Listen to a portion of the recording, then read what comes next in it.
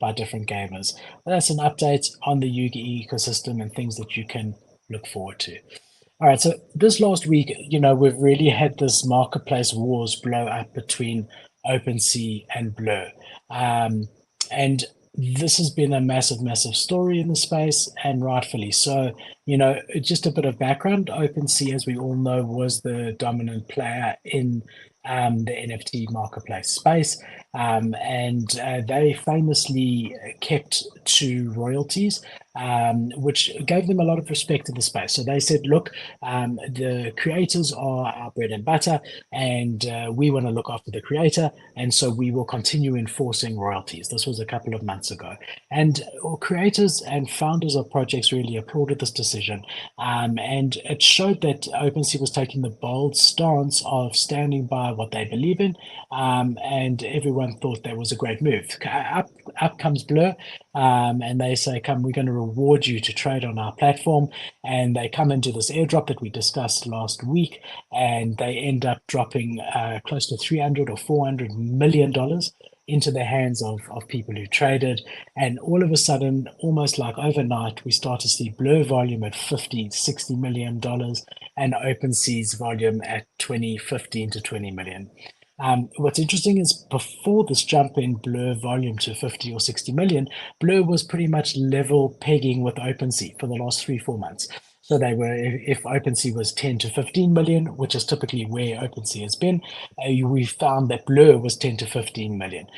Then this airdrop came. People realized how big this airdrop was, but they got some people who traded a lot got this money. And all of a sudden, overnight, consistently, they've been claiming 50 to 60 million dollars in Blur volume. And then we saw in the last 24 hours that they claimed $90 million. Now, when I say they claim, I mean this is being tracked by independent programs, and we can't refute that 90 million traded in the last 24 hours. The question is, what percentage of wallets are trading that? What percentage of that is actual trading versus just wash trading, meaning trying to buy and sell at similar prices in order to get your volume up so that you get a bigger airdrop for the second airdrop, because we know a second airdrop is coming. So I did look into this, and I was able to find, first of all, an interesting statistic is that 15 wallets, 15 wallets account for 20% of the volume in the last 24 hours on Blur. Okay, so 15 wallets account for 20%. So if we're saying $100 million was done in Blur, $20 million was done just by 15 wallets. Then 50% of that 100 million, so 50 million, was done by just 300 wallets. So what we're clearly seeing here is that this is not mass adoption. This is not a huge amount of people using Blur to trade. This is people who are specifically farming the airdrop, right? So they are specifically buying and selling in order to get a higher engagement and loyalty score so that they get a bigger airdrop in future.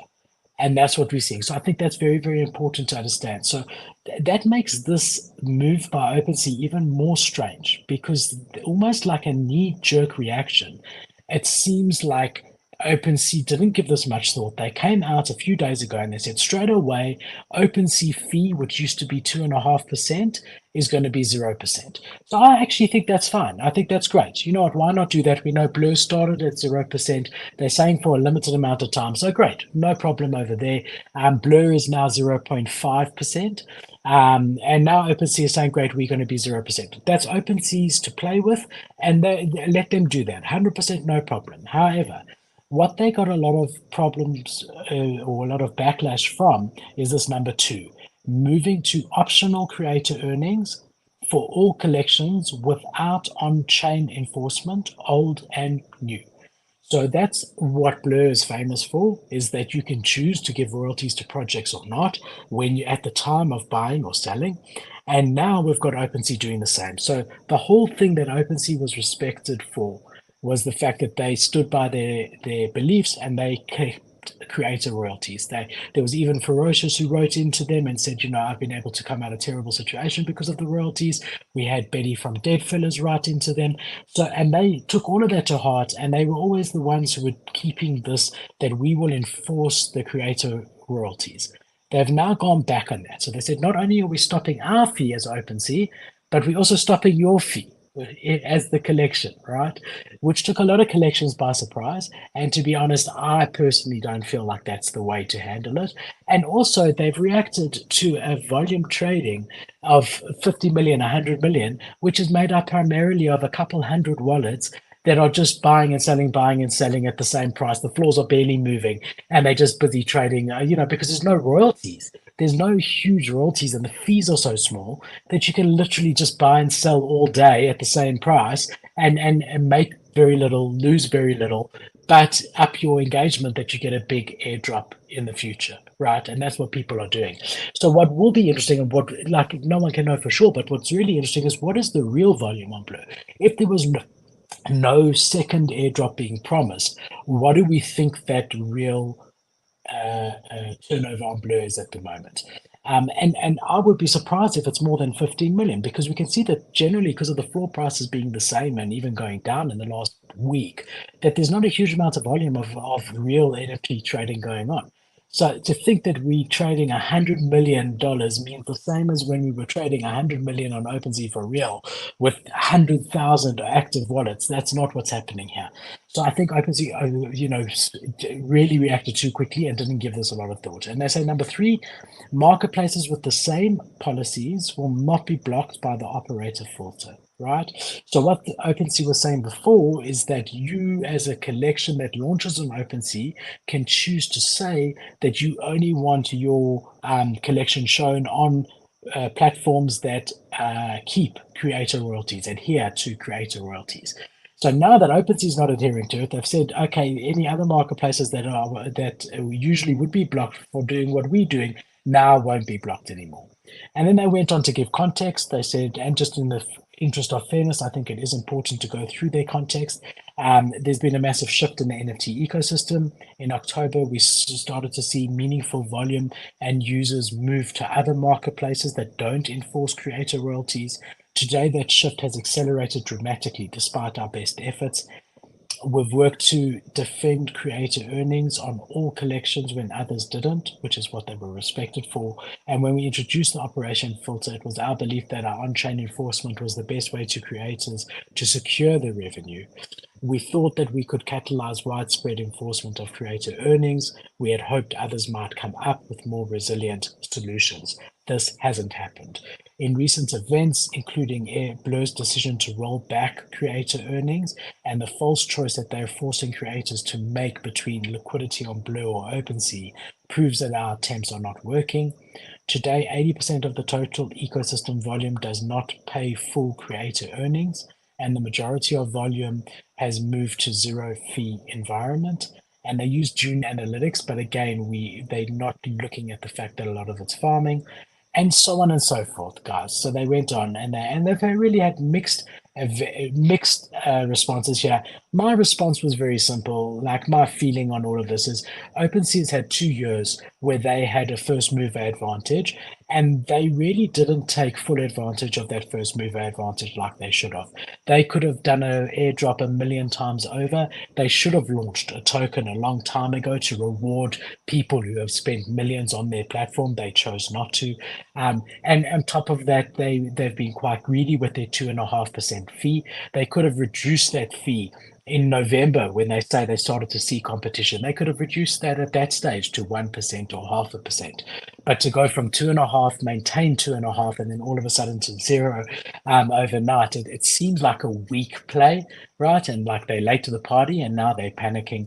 It's always good to see competition in any space. It's important because it makes the leader, which was OpenSea, and arguably still is. If Blur's just wash trading at the moment, who knows? The real interesting thing is going to be where that volume settles after all these airdrops are done. But OpenSea did have that majority, and whether they still do or not is to be debated. And it took them a long time to innovate. They sat on their arms for a very, very long time and didn't do much about it, right? So we now have a full-on war between the two of them. We've now got Blur coming out, right, in response to OpenSea, dropping their creator royalties and their own royalties. We've got Blur coming out and saying that if you go onto their Blur marketplace and you prove your loyalty to Blur by delisting all your NFTs off OpenSea, you'll get a higher loyalty, which will lead to a higher airdrop.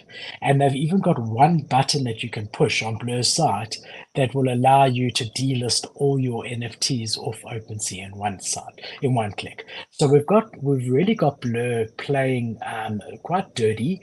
I guess all is fair in love and war, right, and business and all the rest. But they are playing dirty. This isn't their first dirty move. When OpenSea tried to have that filter in place that didn't that allowed people who created a collection on OpenSea to say they didn't want this collection to be listed anywhere that doesn't enforce royalties, we did see Blur very easily able to work around that and still list those items. And we've since also had Blur come out and say that they're no longer going to be showing any NFTs that have been marked on OpenSea as stolen.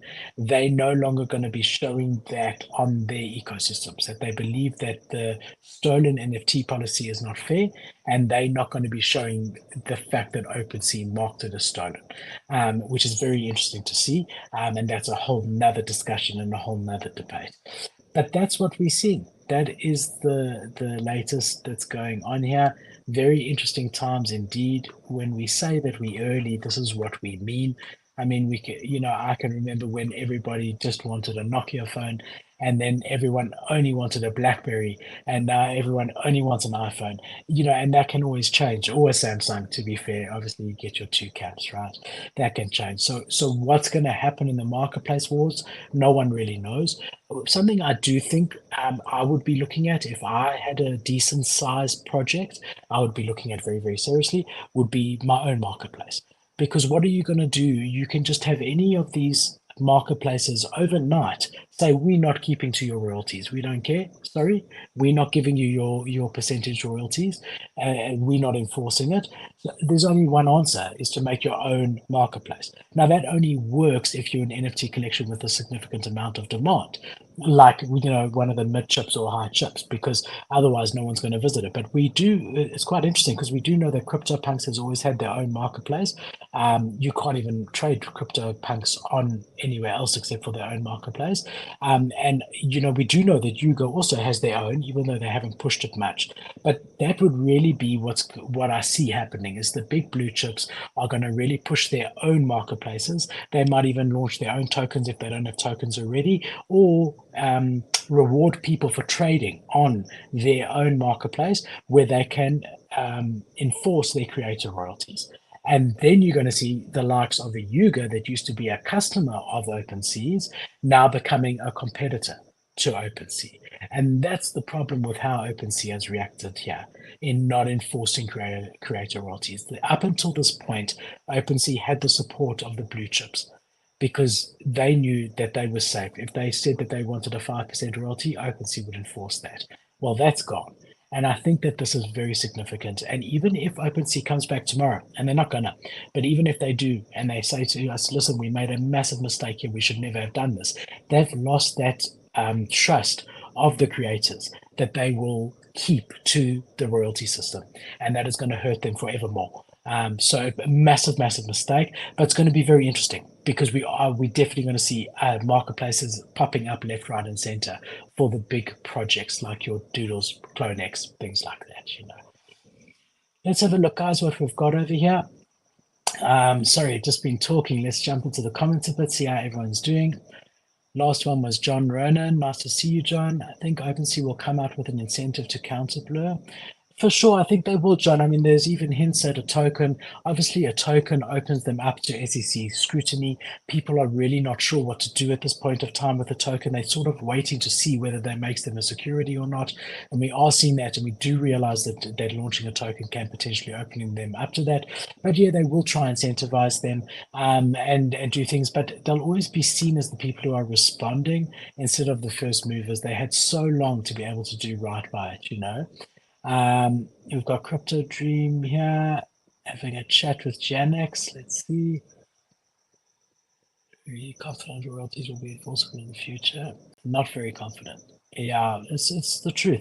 The only way to do it is to do it at a contract level to ensure that it is enforceable, and that needs to be done more for people who want that, and a way that it can't be worked around. It's going to be interesting to see. But what's really